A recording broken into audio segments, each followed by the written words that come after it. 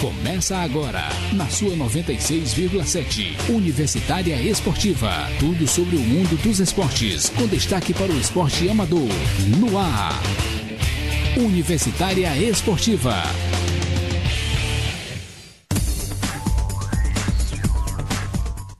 Bom dia, ouvintes! Começamos mais Universitária Esportiva e ao meu lado, Neila do Rego Monteiro. E ao meu lado, Emanuele Madeira. No Boletim Esportivo, vamos falar do Campeonato Mundial de Atletismo de Juvenis. Tivemos mais medalhas. Tem notícia também do tênis, terminou o ATP de Stuttgart. E tem Brasil na final da Copa Pan-Americana de Vôlei.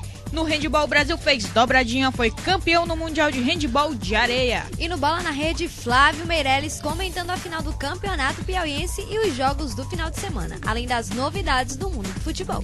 Fique sintonizado com a gente que o Universitário Esportivo está no ar.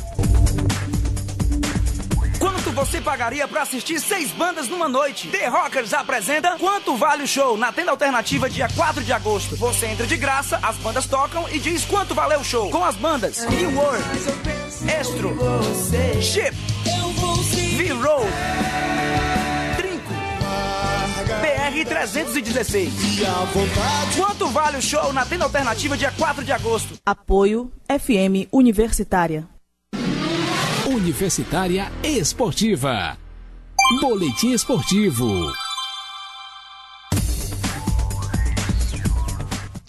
E a menos de 2 semanas dos Jogos Olímpicos de Londres, a ginasta Laís Souza foi cortada por uma lesão na mão direita. Um dia depois do anúncio oficial de sua saída, feita pela Confederação Brasileira de Ginástica, a atleta lamentou o imprevisto. Exames realizados na capital inglesa, com acompanhamento dos médicos do Comitê Olímpico Brasileiro, constataram que a ginasta sofreu uma fratura no quarto metacarpo da mão direita durante treino nas paralelas na manhã do último sábado em Ipswich, sede da aclimatação do time brasileiro. O diagnóstico foi feito por José Padilha, chefe médico do time do Brasil no Hospital King's College.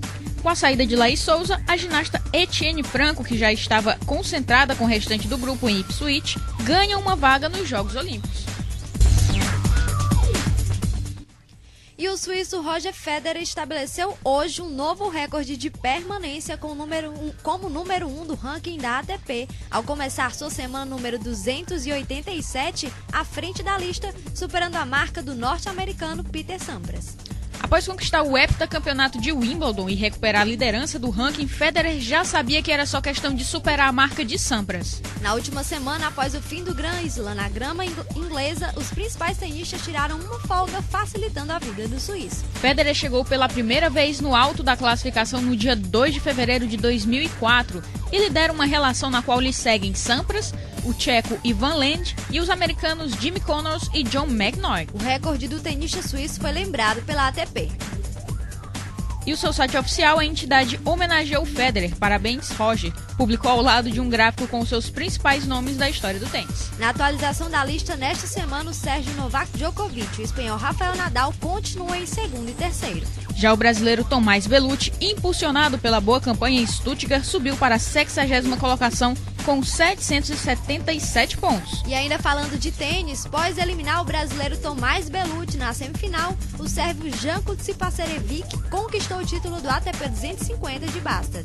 O tenista número 8 do mundo foi surpreendido no segundo set, mas se recuperou para vencer Juan Mónaco em 2-1. E ainda falando de tênis, ao lado dos parceiros estrangeiros, os mineiros Bruno Soares e André Sá disputaram 2 finais de nível ATP 250 na manhã de ontem. No entanto, os 2 brasileiros acabaram derrotados nas decisões disputadas no saibro europeu e acabaram com novos vices. Em Bastad, o sueco Robert Lindstedt e o romano Horia Tekal, principais favoritos, venceram Bruno Soares e o austríaco Alexander Peia, cabeça de chave número 2, por 6-3 e 7-6. Já em Stuttgart, o francês Jeremy Chardy e o polonês Lukas Kubot bateram André Sá e o eslovaco Michał Martinak, cabeças 4 por 6-1 e 6-3. Bruno Soares iniciou a temporada com o norte-americano Eric Butorak e foi campeão do ATP 250 de São Paulo. Em Bastard, ele disputou o primeiro torneio em 2012 ao lado de Peia, seu novo parceiro fixo. Aos 30 anos, o tenista contabiliza 6 títulos e 9 vice-campeonatos. André Sá, por sua vez, segue em busca do primeiro troféu de 2012. Ao lado de Mertinak, o brasileiro também perdeu as decisões de São Paulo, Buenos Aires e Delray Beach.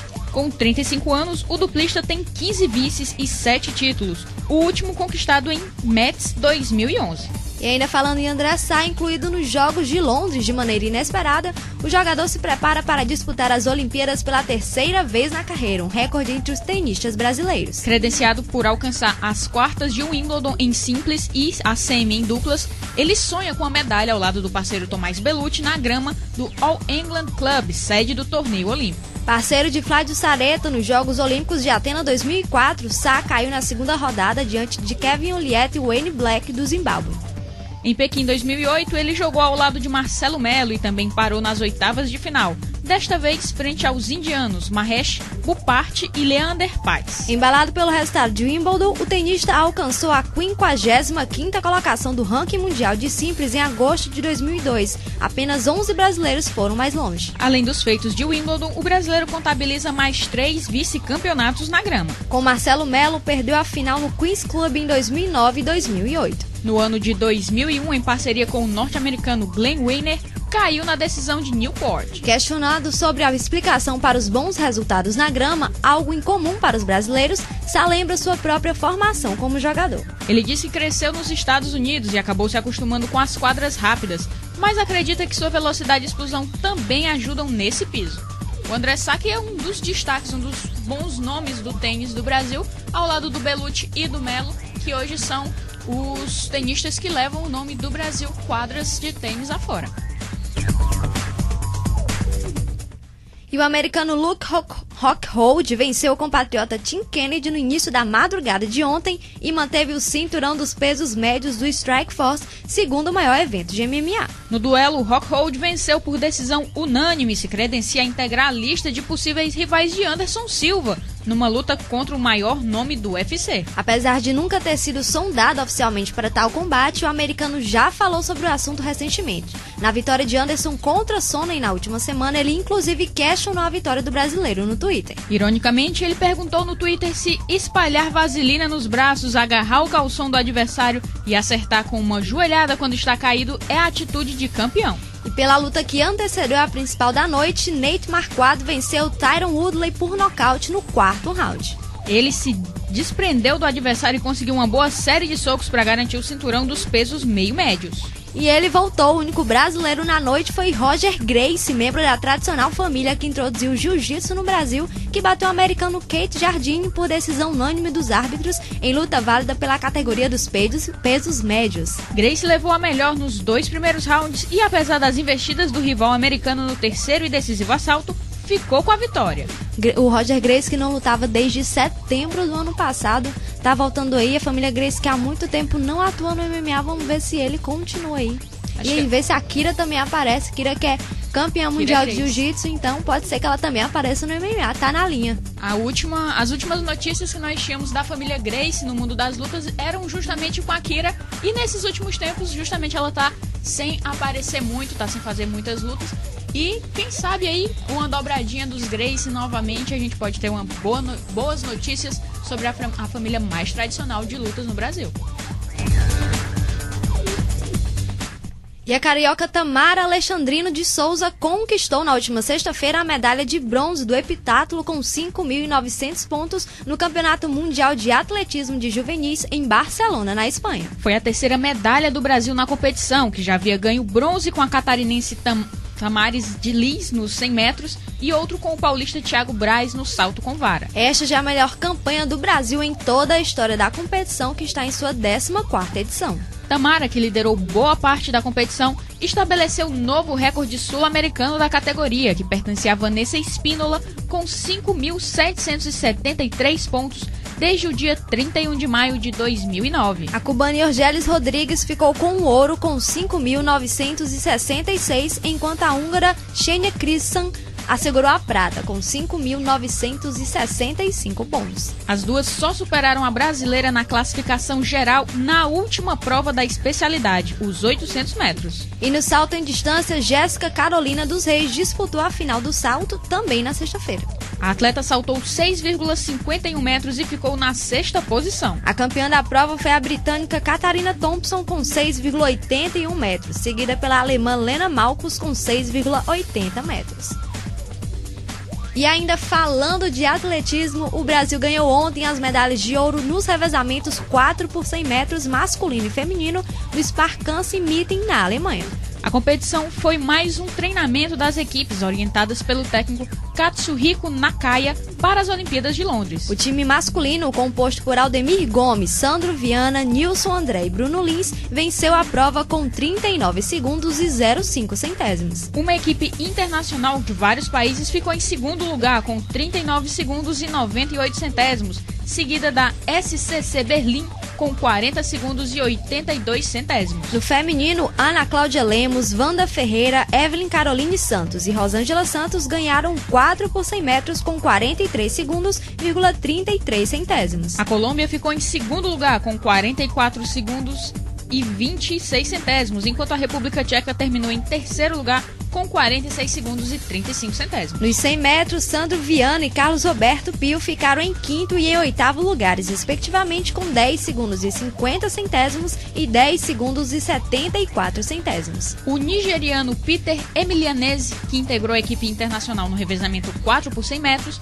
foi o campeão com 10 segundos e 29 centésimos. No feminino, Franciela Krasuki, que volta de lesão, terminou os 100 metros na quarta colocação com 11 segundos e 82 centésimos. A campeã foi a dominicana Marielle Sanches, com 11 segundos e 49 centésimos. Hoje os velocistas seguem para Londres, mas antes da Olimpíada ainda competem em Cardiff, no País de Gales, dia 18, e Amsterdã, na Holanda, no dia 21. O atletismo aí encerrando a semana muito bem, se preparando muito bem para Londres. As Olimpíadas já vão começar, então vamos ver o que a gente vai ter no atletismo de bom, e eu acho que muita coisa. Estamos a menos de 12 dias, estamos a 12 dias das Olimpíadas de Londres.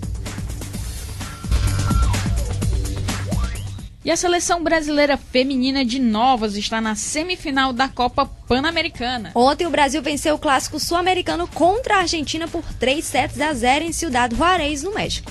Com o resultado, as brasileiras mantiveram a invencibilidade no torneio, 4 jogos e 4 vitórias. O time verde e amarelo luta pelo 4º título da competição. A ponteira Gabi e a central Natasha foram as maiores pontuadoras do Brasil na partida, com 12 pontos cada. Pelo lado da Argentina, a atacante Fresco foi quem mais pontuou, com 13. Na próxima temporada, que acontece hoje, o time brasileiro enfrenta o México às 21 horas. A equipe verde e amarela está no grupo B, ao lado de Costa Rica, Argentina, Peru, México, Trinidad e Tobago. No grupo A estão República Dominicana, Colômbia, Canadá, Estados Unidos, Cuba e Porto Rico. Notícia boa no feminino, notícia ruim no masculino. A seleção brasileira B de vôlei não conseguiu chegar à final da Copa Pan-Americana e foi derrotada pela Argentina na semifinal da competição por 3-2. A seleção brasileira chegou a ficar 4 pontos na frente do primeiro set, mas viu a Argentina levar embora. A equipe sentiu a virada e perdeu também o segundo set, cometendo muitos erros. Após vencer um disputado terceiro set, os brasileiros se recuperaram e levaram com mais tranquilidade o quarto. No entanto, a reação acabou não se concretizando e a Argentina conseguiu a vitória em um equilibrado tie-break. E falando em seleção brasileira, apesar da Confederação Brasileira de Vôlei ainda não ter divulgado os atletas selecionados para os Jogos Olímpicos de Londres, o Brasil já sabe quem serão seus representantes em território inglês. Na sexta-feira, o LOCOG, a entidade responsável pela organização da competição, divulgou a relação completa dos participantes da próxima Olimpíada. Com esse anúncio, o LOCOG antecipou que o líbero Mário Júnior, o oposto Theo e o ponteiro Lucarelli foram cortados por Bernardinho da seleção masculina de vôlei.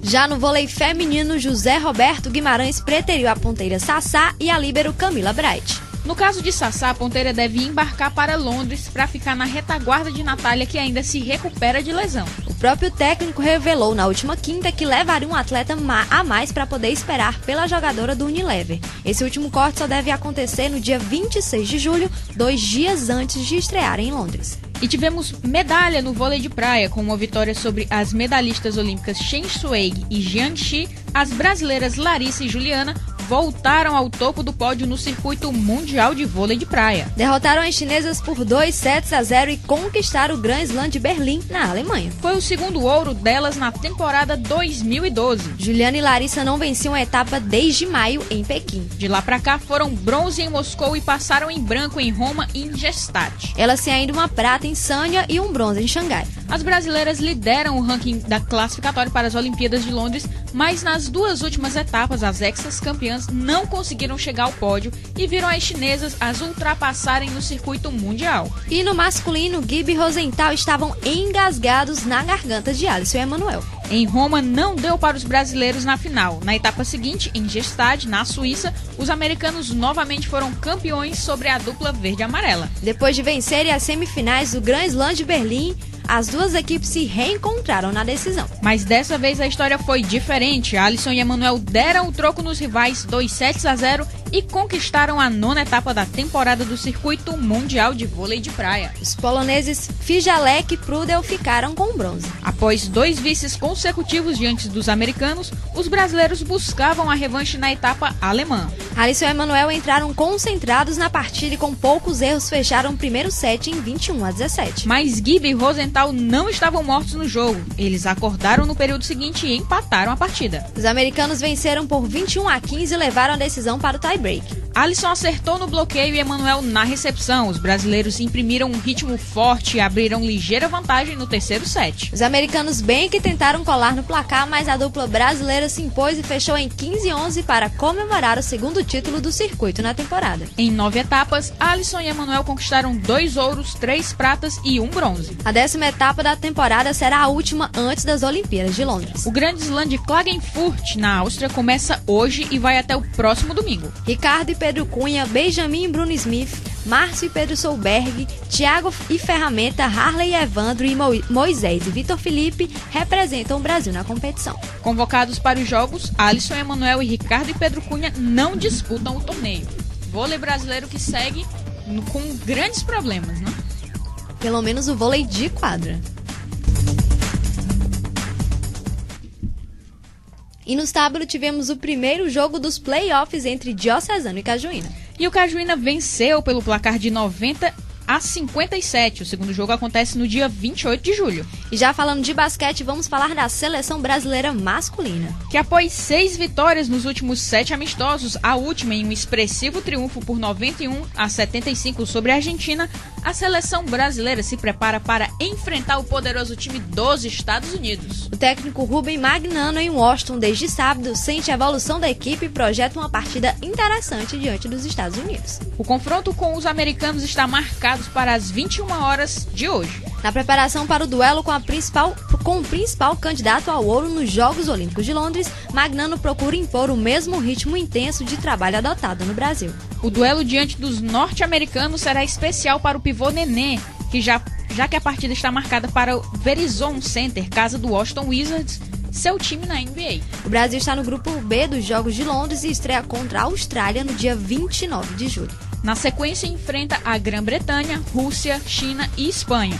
No outro grupo estão Estados Unidos, Argentina, França, Lituânia, Nigéria e Tunísia. Os 4 primeiros avanços se enfrentam em sistema de cruzamento político. Esse que vai ser o grande teste da seleção masculina de basquete. O técnico dos Estados Unidos já disse que espera um ótimo confronto com o Brasil e que a seleção brasileira de basquete é muito boa, então ele acha que vai ser um bom jogo e um bom preparo para os Jogos Olímpicos de Londres. Afinal de contas, os quatro jogadores da seleção brasileira, que é praticamente um time de basquete inteiro, pode completar só com mais um, que pode ser alternativo ali, eles podem, quem sabe, levar o Brasil a acabar com esse jejum aí, que foram 16 anos sem nem pisar em uma Olimpíada, sem nem saber o que era uma partida olímpica. Lembrando que o Rubem Magnano, ele tem um bom histórico contra a seleção dos Estados Unidos. A seleção dos Estados Unidos, formada pelo Dream Team, que são jogadores da NBA, só foi derrotada pela primeira vez em 2002 pela Argentina e com o Rubem Magnano sendo treinador. Então, nos outros confrontos também ele se deu muito bem. Vamos ver o que ele vai fazer pela seleção brasileira. E o que a seleção brasileira pode fazer por ela, né? E a seleção brasileira feminina de handebol venceu mais uma vez a Alemanha no sábado em amistoso que aconteceu na cidade de Minden.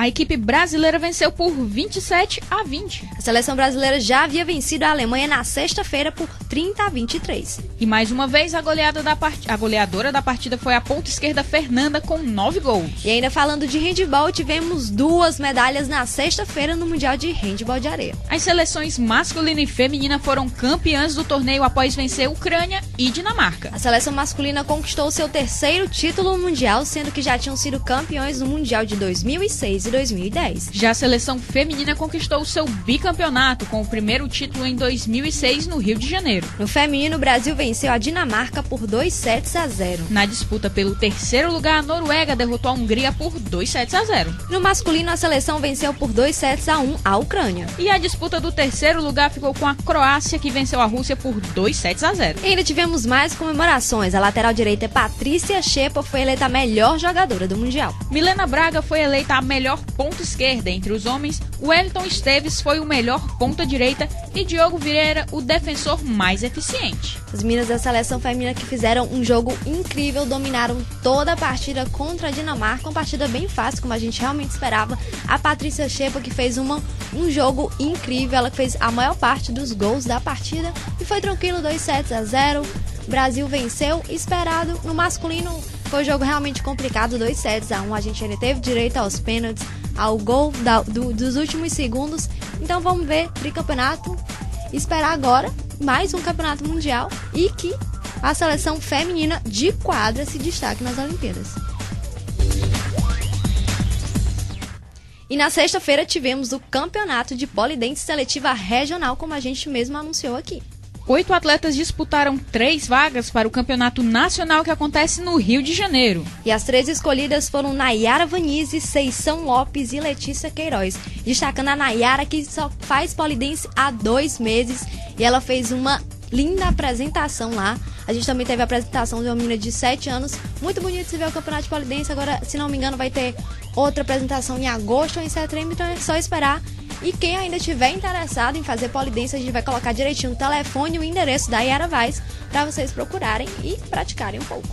E novas notícias aqui na última hora que a gente não colocou no script, mas vamos lá. Na sexta-feira também teve coletiva de imprensa da Sara Menezes. A atleta de judô e o técnico Expedito Falcão viajaram hoje pela manhã para o Rio de Janeiro. Amanhã elas vão para São Paulo. E viajam em definitivo para Sheffield, em Londres, onde eles vão ficar blindados, segundo informações do próprio Expedito, informações também da própria CBJ, da Confederação Brasileira de Judô.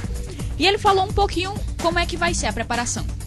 Todos os atletas já estão com HDs de todos os seus adversários separados para montar as estratégias de luta das Olimpíadas.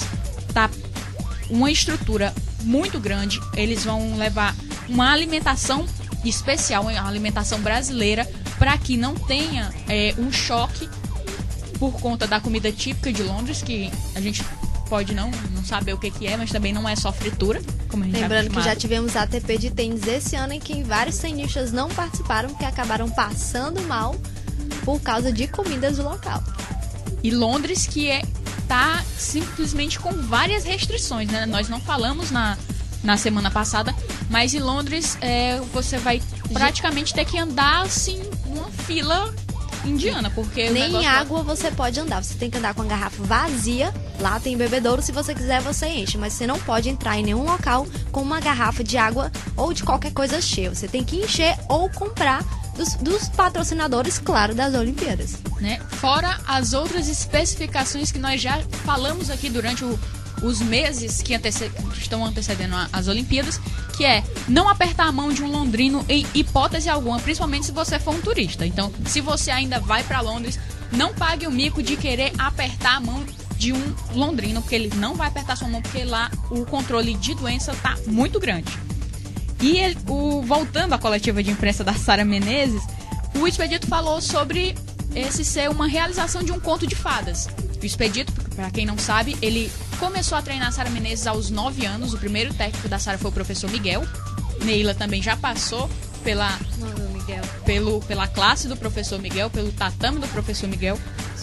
E ele agora falou forma como a Sara foi para Pequim, não era para ela ter ido para Pequim. O planejamento desde o início tinha sido somente para Londres.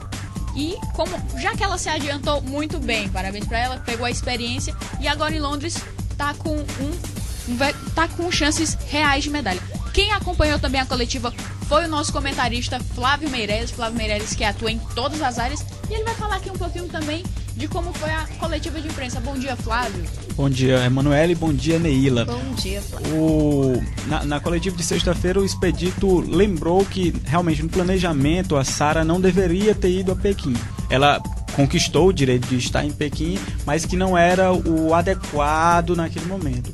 Só que ele ressaltou também que toda a experiência que ela adquiriu nessa primeira Olimpíada, isso já dá a ela uma bagagem e uma maturidade muito maior para enfrentar essa segunda Olimpíada dela agora em Londres. O Expedito, que é da comissão técnica da seleção feminina, então, como nós também já havíamos falado, uma segurança a mais, principalmente para a Sara, uma segurança a mais para a Érica, que vem treinando há muito tempo com o professor Expedito, que vem tendo um amplo relacionamento técnico-atleta com ela, e também ele colocou a questão das chances reais de medalhas. A CBJ e o Comitê Olímpico estipularam que a meta do judô feminino seria pelo menos uma final. Essa final, claro, eles objetivaram com a Mayra Aguiar. No entanto, que é líder do ranking da categoria até 78 quilos. No entanto, ele colocou o nome dentre as 7, 6 com chances reais de medalha. Agora, chances reais de conquistar um primeiro lugar, ele colocou no mínimo umas 3.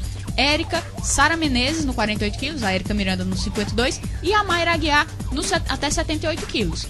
Fora as outras meninas que podem chegar a uma final também e levar uma prata ou disputar um bronze, que também não é nada ruim, já que na Olimpíada passada, Kathleen Quadros voltou com a primeira medalha no feminino, no judô feminino, que foi a medalha de bronze. Inclusive nesse período de preparação que teve uma semana atrás no Rio de Janeiro, onde a seleção brasileira se reuniu, e os sparrings também, que são aqueles com quem você treina diretamente, não estão convocados para a Olimpíada, mas estão lá, são da mesma categoria. A Kathleen Quadros deu uma palestra, falou sobre a experiência de ter disputado e conquistado medalha em Pequim. Acho que ter um pouquinho dessa experiência de quem já passou por lá, de quem já ralou para ter conquistado, dá também um pouquinho mais de conhecimento e mais vontade também de voltar da Olimpíada com medalha. Quem também está sempre lá dando palestra e dando incentivo é o Aurélio Miguel. Que, enfim. Outra notícia que nós não incluímos no nosso script, mas que nós vamos dar aqui para vocês, é sobre o rugby. No dia 21, no sábado, vai ter etapa do campeonato de rugby e as meninas já estão... Campeonato de rugby sevens. O circuito feminino de rugby no Nordeste, o feminino está em ritmo final de preparação. Segunda etapa, as meninas do Albino estão treinando rigorosamente todos os dias. Às 16 horas, se vocês forem no setor de esportes, as meninas vão estar treinando. Porque assim, tá sendo cruel o horário que elas estipularam para a competição. Foi de 8 às 12. A galera, elas estão contando com muito sol aqui em Teresina, porque a galera vai penar. E com intervalo do almoço, e depois elas voltam das 2 até as 6 horas. A estrutura tá passando pelo final, ali tá tendo a peneira dos meninos do Flamengo, manhã e tarde. Então a única coisa que tá faltando é cortar a grama ao redor dos campos. Os 2 campos vão ser utilizados simultaneamente. 6 times confirmaram presença, 2 outros desistiram. E a Copa, o masculino, vai ser a Copa Osmar Teixeira de Rugby 7, apelidada de Mano. Esse rapaz, ele foi assassinado no ano passado, tentando defender uma garota de um assalto. Então o pessoal vai fazer essa homenagem a ele, que era parceiro de treino dos rapazes do Albinos. Lembrando que a competição acontece no setor esportivo da Universidade Federal do Piauí. E todo dia a gente vai preparar você para acompanhar esse circuito. E a Universidade Esportiva volta já.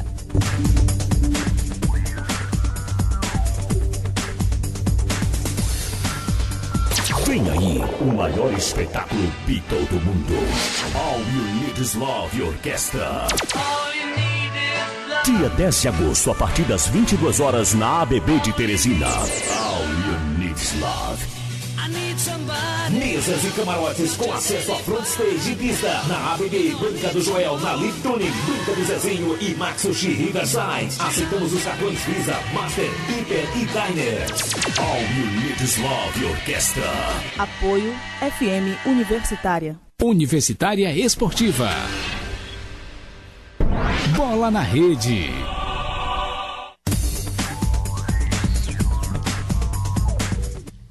E como vocês já sabem, ele já está aqui, Flávio Meirelles, e claro que ele vai falar da final que aconteceu ontem do Campeonato Piauiense, Parnaíba e Flamengo, e o Parnaíba campeão do Campeonato Piauiense 2012. Bom dia, Flávio. Bom dia novamente, Neila do Rego Monteiro, e bom dia, Emanuele Madeira e todos aqueles que estão nos escutando, e em especial um bom dia para o torcedor azulino, o torcedor do Parnaíba, que ontem comemorou o seu 4º título do Campeonato Piauiense. A partida decisiva aconteceu no estádio Mão Santa. O Flamengo venceu, mas não levou. Com gol de pênalti do Ítalo, o Clube Rubro-Negro venceu por 1-0, quase foi o algoz de mais algumas pessoas.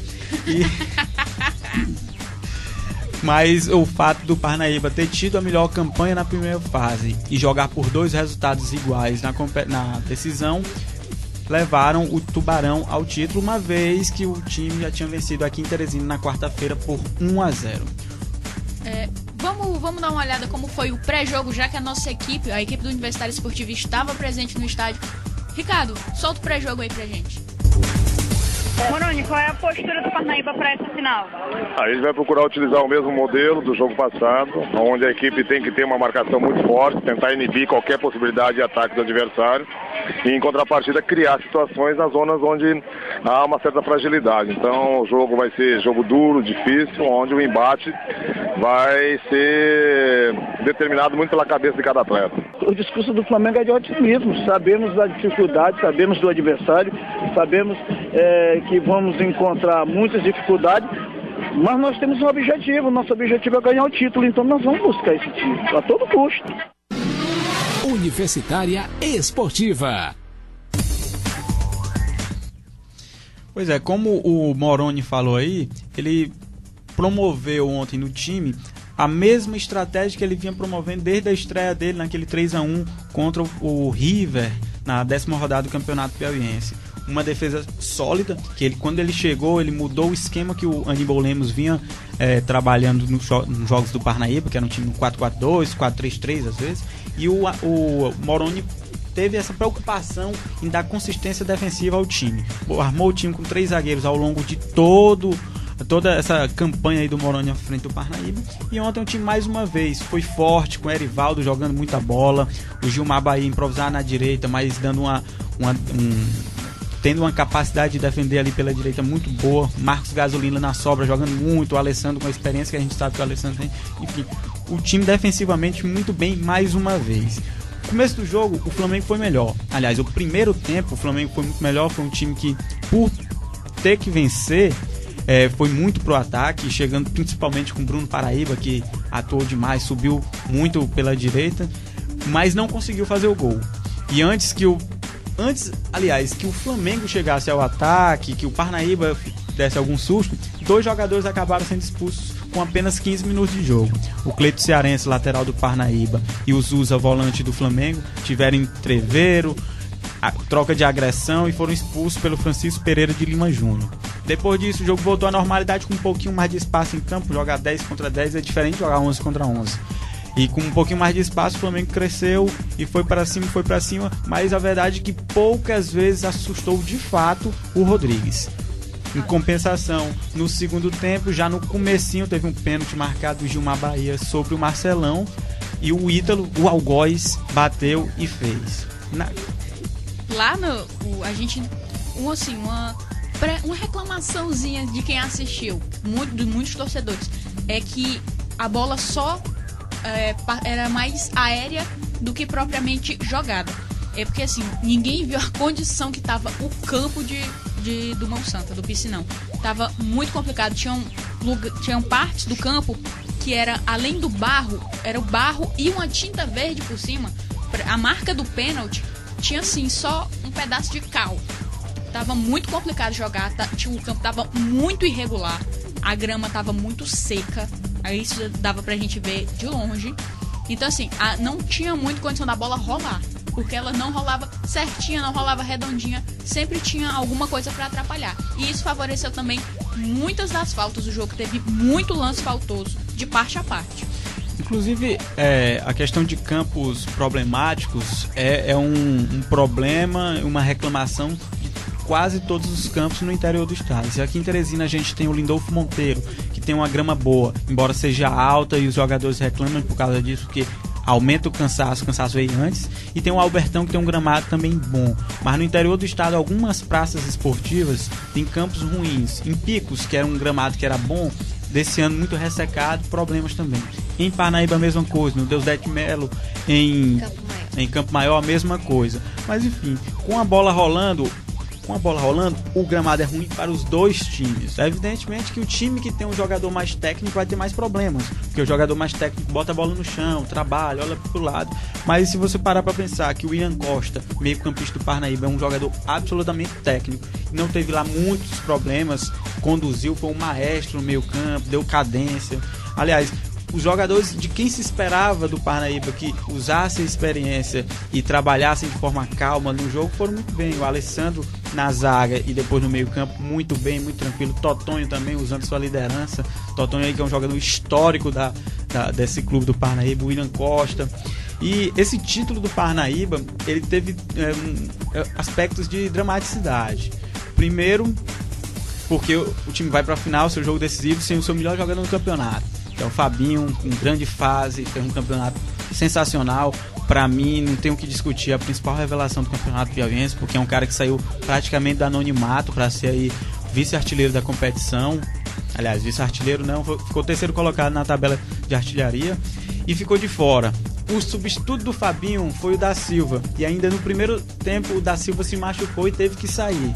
Aí quem foi que reapareceu? Um jogador que ao longo da primeira fase todinha foi sempre o 12º jogador do Parnaíba, entrava em praticamente todas as partidas. O Puxinha entrou e só no segundo tempo foi que ele deu mais ali a sua cara, aproveitando os contra-ataques, porque o Flamengo teve outro jogador expulso, que foi o Célio, expulso aos 36 do segundo tempo. Foi quando o Puxinha teve mais oportunidade, mais liberdade para atacar, principalmente puxando da esquerda para o meio. Puxinha que teve chances claríssimas de empatar o jogo, principalmente no segundo tempo, quando o Parnaíba começou a pressionar fortemente a equipe do Flamengo. Agora, ele, o Puxinha e o Luciano foram exemplos claros de que não tem lado para se bater a bola. Eles simplesmente atravessavam o campo de um lado para o outro e na hora que a bola chegava eles finalizavam. O goleiro do Flamengo já estava desesperado lá atrás. Inclusive o Parnaíba demorou muito para atacar. Nessa estratégia do Moroni de se trancar lá atrás, esperar um contra-ataque e garantir o título na sua defesa, o Parnaíba só começou a atacar de fato no segundo tempo, depois que o Ítalo abriu o placar no início do segundo tempo. Teve algumas faltas do William Costa, passaram inclusive pouquinho depois do gol. O William Costa bateu uma falta que passou a, um palmo da trave, jogada muito perigosa, e o time começou a crescer, jogando com o William, jogando com o Puxinha, jogando com o Luciano, com o Toton dando aquela sustentada ali atrás. Aí o time começou a aparecer, e o Flamengo, que havia feito gol e de quem se esperava que fosse com tudo pra cima, na verdade teve um ligeiro apagão, não administrou o fato de estar em vantagem, pelo menos psicológica, para aquele momento da partida. E o que acabou foi que o Parnaíba conseguiu administrar o resultado até o fim, e a partir dos 25, 30 minutos foi quem realmente mandou na partida. Flávio, o Flamengo sentiu a falta do Luiz Henrique, que foi um dos principais jogadores do time no campeonato? Exatamente, se o Parnaíba sentiu muito a falta do Fabinho, o Flamengo sentiu mais ainda a falta do Luiz Henrique. O Ronielso, que foi o jogador que entrou para substituir, não fez lá uma grande partida, embora tenha sido dele um dos principais lances ofensivos do Flamengo na primeira etapa. E o Luiz Henrique, ele é um jogador diferenciado, ele tem uma explosão muito grande, é um jogador muito habilidoso, muito veloz. E como ele tinha sido um dos destaques aqui na final, aliás, nessa reta final do Campeonato Piauiense, é óbvio que se com ele em campo, pode ser evidentemente que o Flamengo não ganhasse, mas com ele em campo as coisas para o Flamengo seriam mais fáceis e as coisas para o Parnaíba seriam bem mais difíceis. Agora a gente viu também no time do Flamengo, após a expulsão do Zusa, a questão do Bruno Paraíba, do Potiguar e do Samuel se revezando, correndo o campo de um lado para o outro, trocando a posição. Parecia um misto de desorganização com uma tática meio controversa da equipe do Flamengo. É porque quando você perde um jogador, os jogadores que sobram daquele mesmo setor, eles têm que se revezar para cobrir a falta desse jogador que foi expulso. Mas da parte de vista tática, os times até que se comportaram bem, porque se só o Flamengo tivesse perdido o jogador, seria mais complicado, mas como os dois times acabaram tendo jogadores expulsos, foram bem nesse sentido, mas realmente tiveram que correr muito mais, porque você tem que correr pelo cara que já não está mais ali do seu lado. A gente também falou depois, né, no título, a comemoração, a gente também se preocupou com a questão do time, como é que o time vai ser formado e como é que o time vai seguir. A gente falou com o Júlio César, da diretoria do Parnaíba, e ele garantiu que os jogadores da base vão continuar sendo utilizados, sendo a grande arma do time do Parnaíba. O Parnaíba vai continuar investindo nos garotos da cidade ou vai começar a procurar contratações de fora? Não, nós temos uma base em torno de 60 atletas da cidade, né, que treinam aqui de 15 a 18 anos até 20 anos, né? Entendeu? Já um espinho dorsal, tem uns atletas experientes e a gente mexe com os atletas de fora. Anteriormente o Parnaíba trazia times prontos, times feitos, trazia 20 atletas, chegou aqui a trazer 22 atletas de fora. Esse ano nós só temos 9. E graças a Deus sacamos nos campeões restantes toda da nossa cidade. Entendeu? Então vamos tentar manter isso sim. 96,7 Universitária Esportiva. Aí, palavra da diretoria e o pessoal da base do Parnaíba, que também teve um bom destaque nesse time, não, Flávio Meirelles? Com certeza, o Moroni ele utilizou alguns jogadores, às vezes não só da base, quando a gente fala da base, não são só os garotos de 18, de 19 anos, são jogadores da própria cidade. O Totonho é um deles, o Paulo, que se machucou o joelho, mas era o atacante titular do Parnaíba, é irmão do Totonho, é da cidade. Luciano, passagem por lá, Alessandro por lá, Marcos Gasolina, muita gente já tinha passado por lá ou que é da cidade. Inclusive, na semana que o Aníbal foi demitido do Parnaíba, eu liguei pro Aníbal, a gente conversando. Aníbal, vem mais gente? Ele falava, não vem. A gente estava tentando formar aqui no Parnaíba algo parecido com o que o Athletic Bilbao faz na Espanha, que é utilizar só jogadores da casa, jogadores da região. Aí ele até falou que era o Bilbao piauiense. E na realidade teve muito isso. Pouquíssimos jogadores de fora. Chegaram o Renatinho, que chegou para fortalecer. Chegou o Gleibson, que é de fora, estava no Campeonato Cearense, mas sequer jogou. O lateral esquerdo que sequer jogou. Teve o Rodrigues, chegou, estava no futebol paraibano, mas a maior parte dos jogadores são daquela região mesmo. E garotos da base. Foi utilizado o Sorinho ao longo do campeonato, foi utilizado o Fera. Alguns jogadores aí que podem e deverão estar na Copa Piauí agora nesse segundo semestre, a partir de agosto. Já falando em Copa Piauí, quais vão ser as mudanças do time, Flávio? Principalmente pro Flamengo, que tinha o Luiz Henrique como principal jogador. O Luiz Henrique já voltou pro Ceará, não joga mais pelo Flamengo. Tem gente nova chegando no Flamengo, deve ter, ou vai ficar do jeito que tá, só tentando estabilizar o time? O grande lance vai acontecer essa semana. Essa semana que a diretoria vai parar para pensar, para analisar, para fazer aí um raio-x de como foi essa participação no Campeonato Piauiense, e alguns jogadores devem chegar de fato, muitos jogadores devem sair, porque há sempre propostas para os jogadores. Então ainda é uma incógnita que vai ser desvendada aí ao longo dessa semana que está só começando. Lembrando que hoje tem a apresentação do time do River, hoje lá no centro de treinamento do River, se não me engano às 16 horas. Não, ninguém sabe o horário certo, gente. É o River.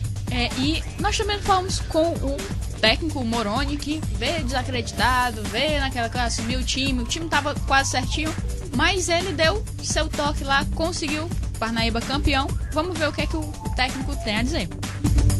Foi difícil, a gente sabia que ia encontrar muita dificuldade. A equipe aguerrida aqui do Flamengo está de parabéns pelo campeonato que fez. Agora já passou a comemorar, né? Comemorar agora esse título aí. E só agradecer mesmo a Deus, agradecer os companheiros Quero agradecer a diretoria por tudo que fez, a condição de trabalho, por tudo. Então tá todo mundo de parabéns. O esforço que a diretoria vem fazendo, pelo grande esforço dos jogadores, houve uma comunhão entre todos. Por isso o Parnaíba se tornou campeão, porque é uma família só e o torcedor no momento certo chegou junto também. Mesmo com 10 jogadores, o time teve superação, né, Moroni? O time sempre teve superação. Sem essa superação a gente não chegava a lugar nenhum. Teve momentos que a gente deixou de jogar para ter essa superação maior que o adversário.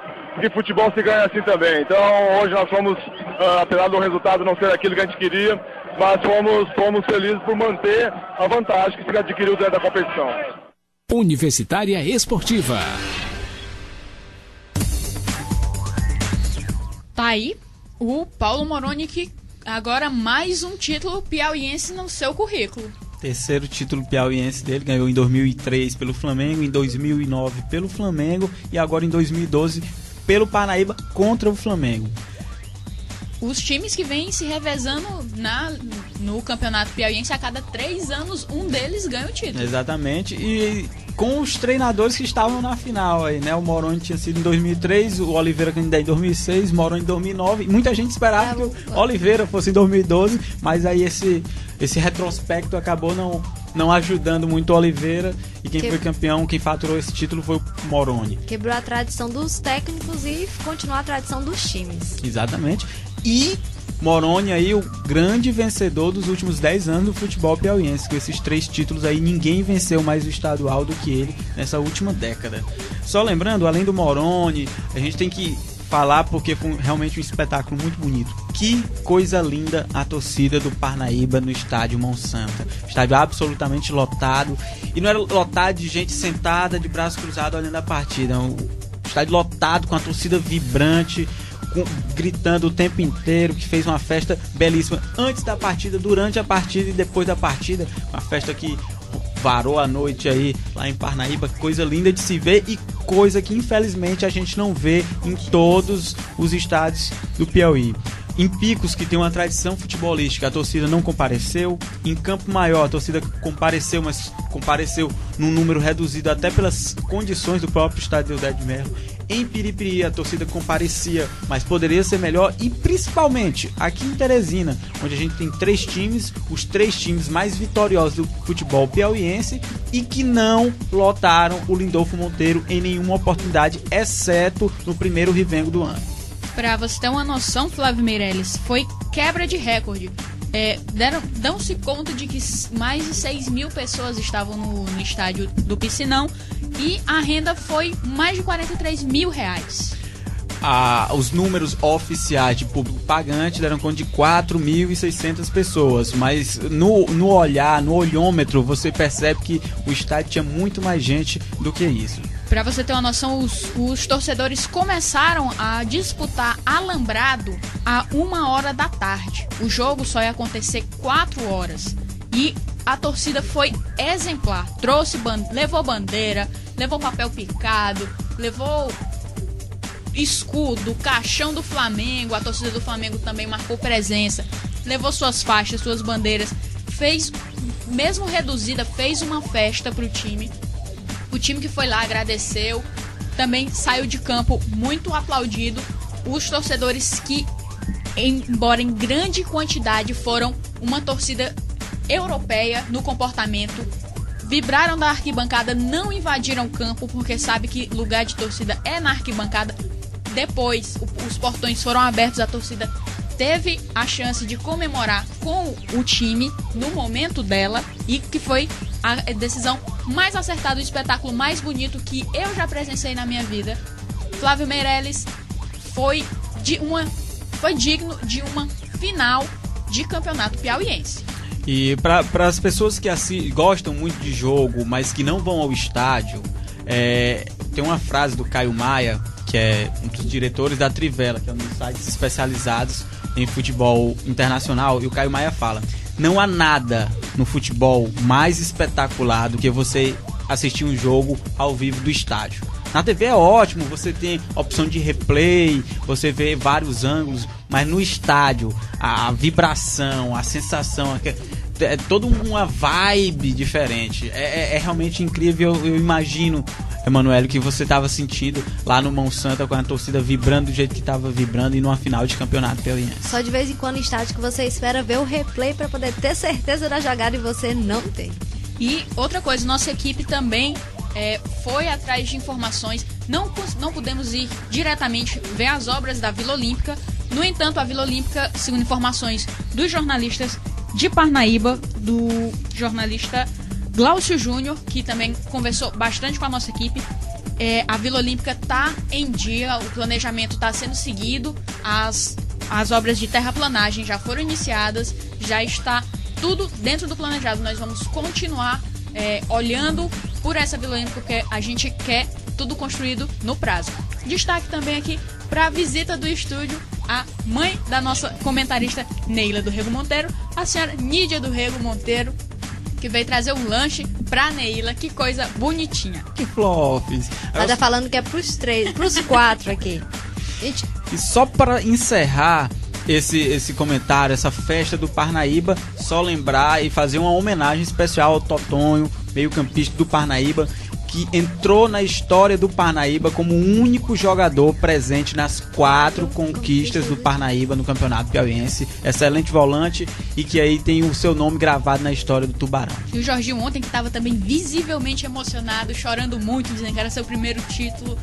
Jorginho no Parnaíba, Jorginho, viu, gente? Parnaíba. Só pra reforçar aqui. Jorginho do Flamengo não apareceu no jogo. E tempo curto, vamos só continuar rapidinho pelo Campeonato Brasileiro Série B. O Atlético Paranaense venceu por 2-1 o ABC. O São Caetano venceu o Joinville por 1-0. Já o América de Natal e Ceará ficaram no empate em 1-1. O Avaí foi derrotado por 2-0 pelo CRB. Bragantino e Guarani não saíram do empate sem gols. O Goiás venceu o América Mineiro por 2-0. Já o Ipatinga foi derrotado por 3-0 pelo Barueri, isso mesmo. Olha como é que tá a situação lá no fundo. E com a finalização da 10ª rodada, assim ficou a tabela da Série B. Criciúma em primeiro com 25 pontos, Vitória em segundo com 22 pontos. América Mineiro em terceiro com 22 e América de Natal em quarto com 20 pontos. São Caetano em quinto com 18 pontos e Goiás em sexto com 16 pontos. Paraná vem em sétimo e Joinville em oitavo com 15 pontos. Atlético Paranaense em nono e Avaí em décimo com 14 pontos cada um. CRB em 11º e Ceará em 12º com 13 pontos cada um. Boa Esporte em 13º com 12 pontos e Guarani em 14º com 11 pontos. O Asa em 15º e o Bragantino em 16º com 10 pontos cada um. ABC em 17º com 9 pontos e Guaratinguetá em 18º com 8 pontos. E o Barueri em 19º e o Ipatinga em 20º com 4 pontos. Barueri com 5 pontos, gente. Desculpa, o Ipatinga com 4. Barueri que finalmente saiu da última colocação. Vamos falar agora rapidinho da Série A. Clássico carioca entre Botafogo e Fluminense terminou em 1-1. Já o Vasco venceu o Atlético Goianiense por 1-0. E o clássico paulista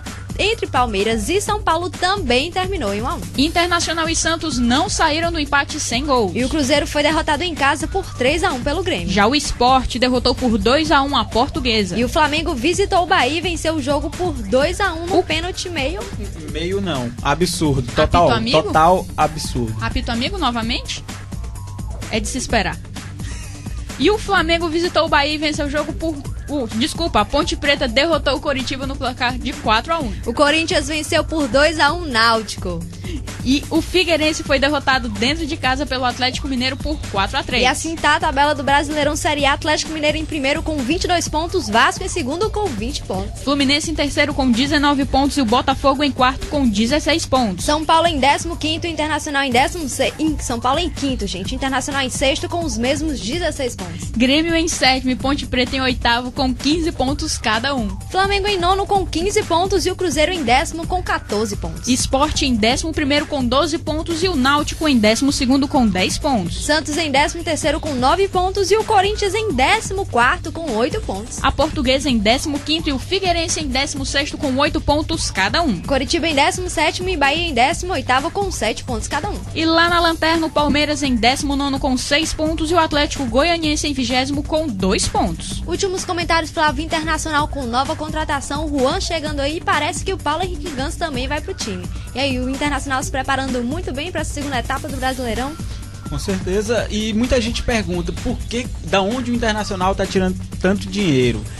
Eu não tenho a resposta exata, mas acredito que o Internacional já esteja planejando o seu time com as saídas e a venda e o dinheiro arrecadado com as transações comerciais de Oscar e Leandro Damião. Agora só queria dizer que acabei de sofrer um pênalti aqui, o vento bateu aqui do ar-condicionado, mas se fosse o árbitro do Flamengo e Bahia ontem, seria o pênalti e alguém ia bater essa bodega aqui, né?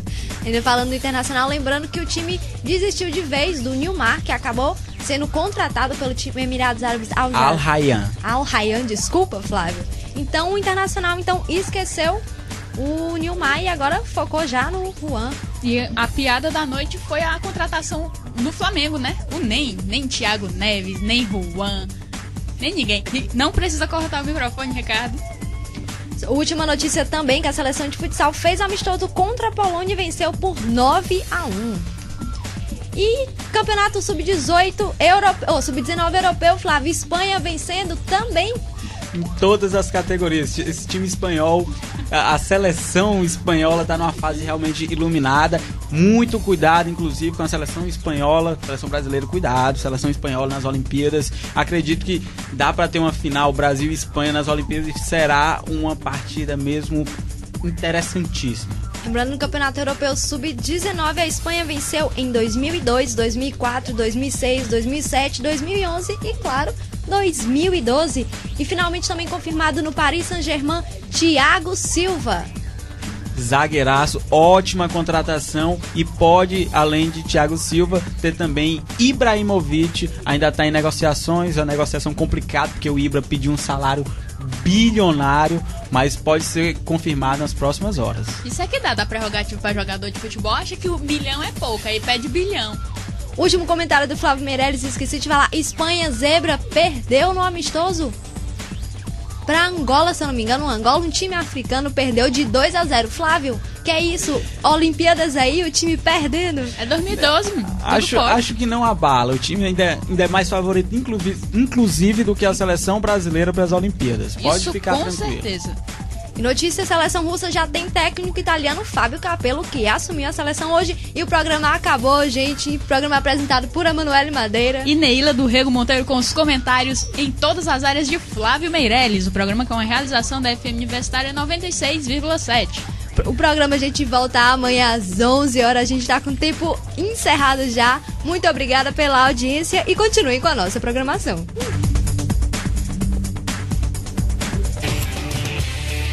Você ouviu Universitária Esportiva. Obrigado pela audiência e continue na nossa programação.